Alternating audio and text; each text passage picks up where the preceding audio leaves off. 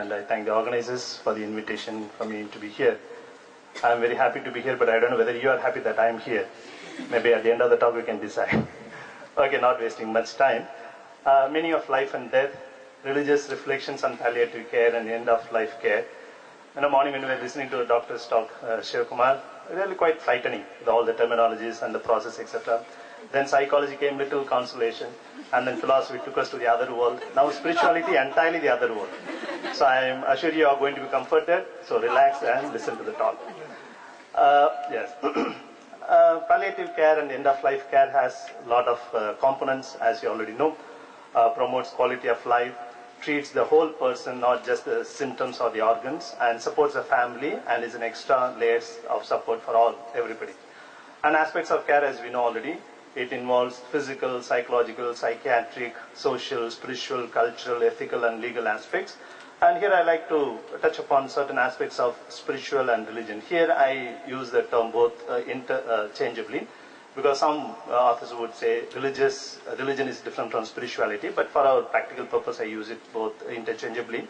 And of course we have plenty of religions, and we are not going to speak about everything.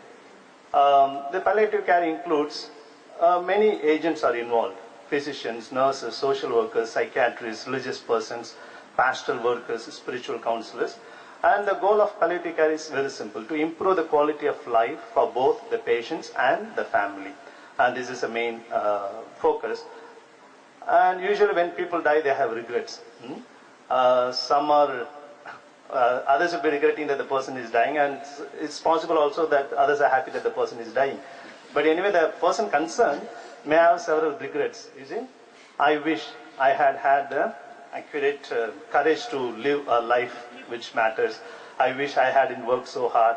I wasn't so hard the courage to be what I am, etc. There are so many regrets, and psychologists have identified these 5 types of regrets.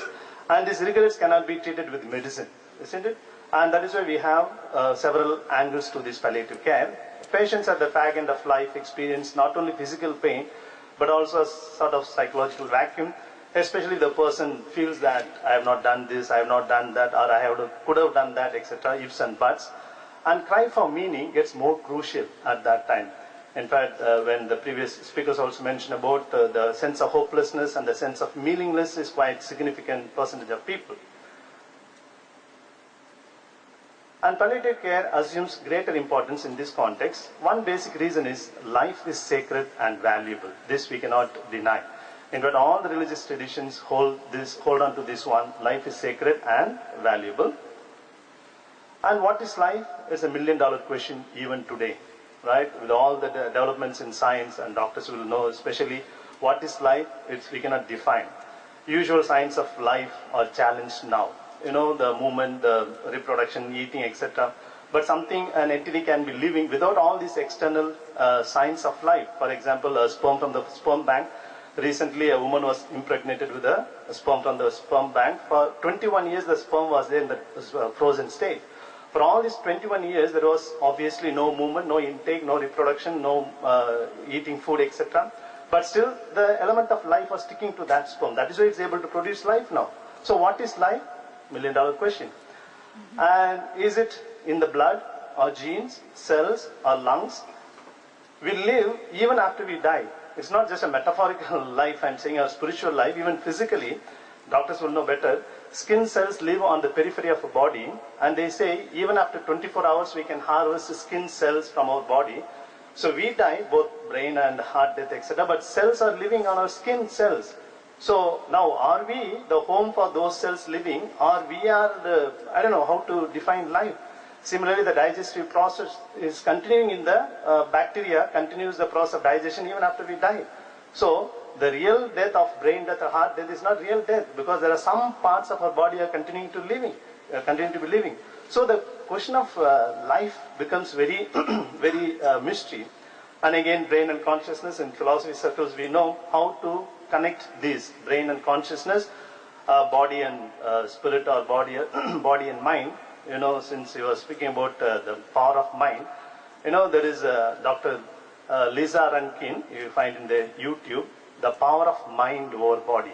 Mind can heal even great serious sicknesses, It is the result of her 20 years of research, the power of mind over body. In fact, you usually say mind your business, but actually the business of mind is to mind everybody's business. That's why you have so hell lot of thinking, and we do not know what are we thinking, etc. And of course, some people are thinking, others are thinking they are really thinking. Anyway, the point is, any abrupt end doesn't satisfy us. Suppose I say thank you very much and go. You're wondering how this player came here. Any abrupt end is not making us happy. That's why you don't want to see the dead end board anyway, right? When you're driving, you travel quite a lot and see dead end. No, it is discouraging, it is irritating, it is frightening to tell the least. So dead end is really frightening. That's why perhaps we say death is not an end. So we look for something more. And innate desire for permanence. Ancient Greek schools have been discussing the permanence and temporary nature. Even today, I always give this simple example. If you go to supermarket to buy a packet of milk, you look for the expiry date. Nowadays, we look for expiry date in every object because actually we are worried about our own expiry date. That's why we are worried about the object's expiry date. And one packet says after 1 week. Another packet says after 2 weeks. Which one you will buy? If you are wise? 2 weeks. Yeah, 2 weeks naturally. Though you know you will drink the milk within 2 days and finish the packet, still we want the packet to last for 2 weeks. Why? The longing for permanence. Similarly, if you are putting up a building, one builder says, my building will last for 25 years. Another builder says, my building will last for 50 years. Whom will you choose? We may die after 5 years, but still we want the building to last longer. These are all the expression for the real permanence and permanent nature. Palliative care is not just about the tension between life and death. It also includes reducing suffering, improving the patient's quality of life. Therefore, there is a need for a truly integrated, holistic approach, because, as the previous speaker also said, we are bio-psychosocial spiritual beings. And spiritual in palliative care is very important because spiritual beliefs have been shown to affect the ways in which palliative care patient deals with illness, and spirituality forms the context in which patients respond to care, choose treatment options, and face death.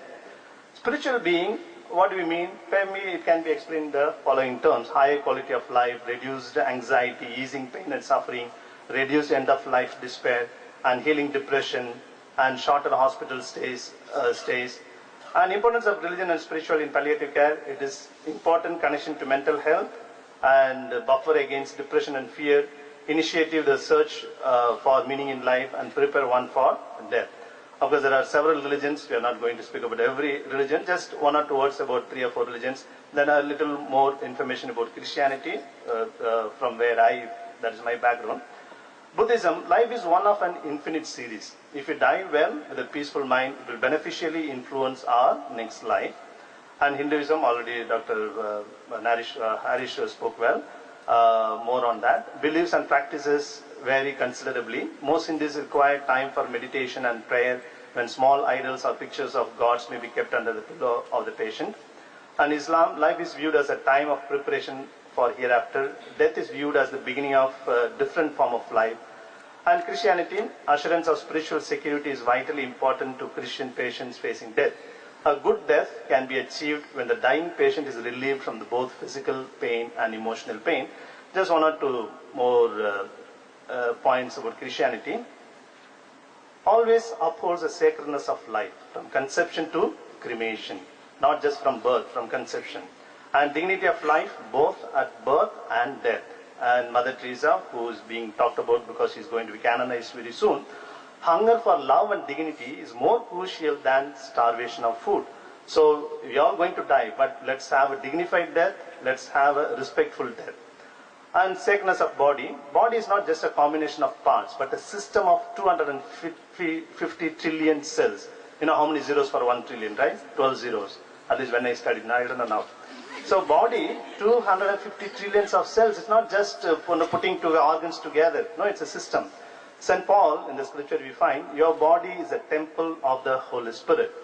And in one of the creedal statements is also, we believe in the resurrection of the body. And Christianity believes that salvation is possible only in and through body. So the sacredness of body.